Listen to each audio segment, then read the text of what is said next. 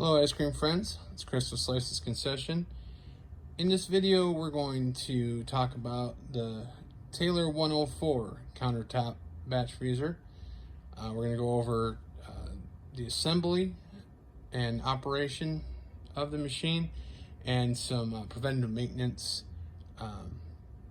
information, seals, things like that, to keep the machine running well and working for you for a long time. So let's go ahead and get right into it. The first thing we're going to talk about here is the beater or auger drive shaft. That's this part right here.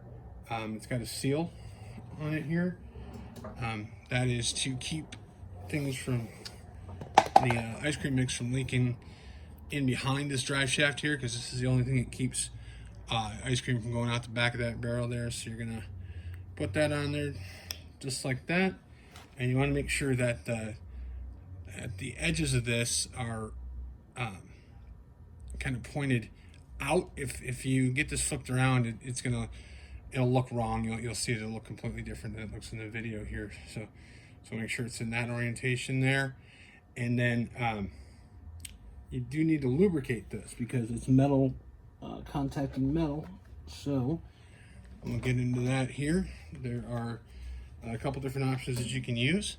There is the blue Taylor lube here that you see, that you can get directly from Taylor distributors, and there's Haynes Lubrifilm Plus. These are essentially the same exact type of lubricant. The Lubrifilm Plus does run a little cheaper, still great lubricant, and you can get that through one of our partners, FrozenYogurtParts.com.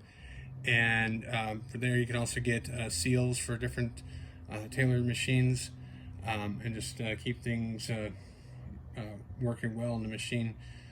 Seals updated and sealing great. So FrozenYogurtParts.com is that partner there. And if you enter code SLICES5, that's F-I-V-E, all together, no spaces, SLICES5, you get 5% off at FrozenYogurtParts.com. So go ahead and check them out. So what we do is, and I've already got this lubricated, but you would just fill in with lubricant this seal here, and then on the rest of the drive shaft, but not on this hexagonal part here. That's the part that actually goes into the gearbox coupler. If you get that in there, this will become very difficult to remove. So just make sure that you're not getting lubricant on that part there. So we're gonna go ahead and put that right into the machine. Sometimes you have to twist it, give it a push, you'll feel it kind of pop in. And then the next thing we'll get onto here is the beater or auger. That's this part right here. And then you've got your blades that go onto that. Now you'll see there's actually some notches on here. When you're putting your blades on, you want to make sure that they're resting up against those notches and not going past them, because otherwise they won't be scraping properly. So they're just going to sit on there just like that. We'll get the other blade here. On these blades, you're going to want to check them every once in a while, probably every time you clean your machine. If you notice any nicks or big dents in them, or chips or anything like that, if they just start feeling kind of just roughed up, you'll know when it's time to replace those. And you can get those from Taylor Distributor, or also through FrozenYogurtParts.com. And so we've got those on there set up against those notches like they should be. And then you're just going to go ahead and place that right into your barrel, and then kind of twist it around till it slips over that drive shaft. And now you've got your auger in the machine, and we can move on to the door here. So actually, I just saw the seal on it there. It's just to back up here for a minute there. On those blades, you want to make sure when you're taking them off that you're cleaning inside those blades, and on the auger too, because that's a part where bacteria can grow, and your health inspector is going to check there. That's going to be one of the first place they check and try to ding you on that. And it's just just a good idea to be cleaning any area where bacteria can grow. You don't want any health issues. So so we got the door here, and there's a channel around there also where this seal sits that ice cream mix will get into, and again, bacteria can grow if it's not being cleaned out properly. So just make sure you're getting a brush in there and cleaning that out well. And another partner that we can talk about here is Justman Brush. It's JUSTMAN Brush, and they sell brush kits for ice cream machines, and you can check them out online and get a great set of brushes to keep your machine nice and clean. So we'll go ahead and put this on the machine here, and this has got a pin right here, you can see right there. That's going to just go just like this, and it just kind of pivots there, and then we'll just push that on. Oh, and then also on here, you can see, part I forgot about is this this little chute here to direct the product and water when you're rinsing the machine into whatever container you're using. That just sits right here. There's two nubs kind of right there like that. Just goes right in the bottom of the door, and then you'll see it just sits like that. And then you've got your two knobs that tighten the door down. And what you want to make sure of when you're doing this is that you don't have this, get this door on crooked. You want to make sure that you're tightening these down evenly, just kind of like changing a tire on a car.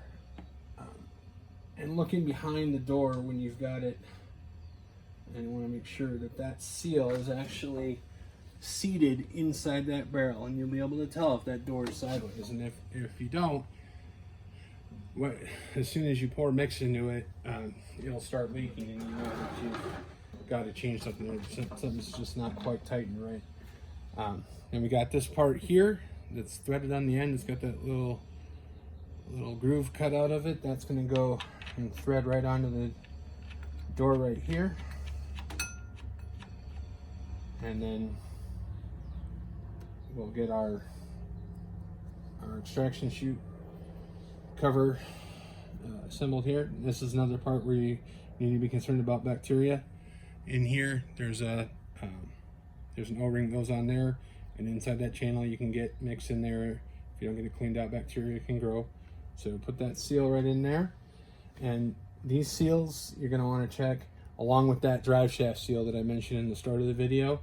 You want to check those. One thing you can tell if that drive shaft seal is leaking, if you pull this tray out and you see ice cream mix in there, that means that drive shaft seal is leaking and needs to be replaced. But it's usually a good idea to do that before it starts leaking. Check it every 3 months or so, and see if it needs to be replaced, because once this tray fills up, then it's going to start overflowing into the inside of your machine. It can get into electrical components, and that can end up being a bad deal. So just want to make sure that you're keeping up to date on those seals. Same thing with that door seal. Probably replace it every 3 to 6 months. Rear seal, door seal, and this seal right here. So we got these two pieces here. That's going to assemble just like that, and then it just sits over the extraction gate like this. And then we've got this cap here that we thread on.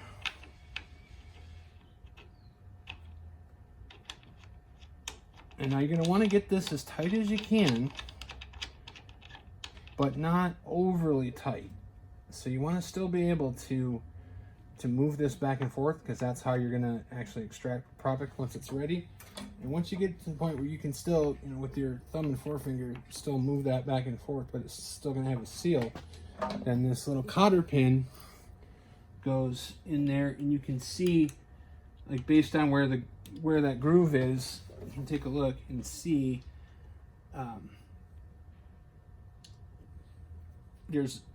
it's going to fit right through that groove. So that's going to go that pin's gonna go down through there and go just like that, so that this can't come loose on you. So that pin actually holds that in place.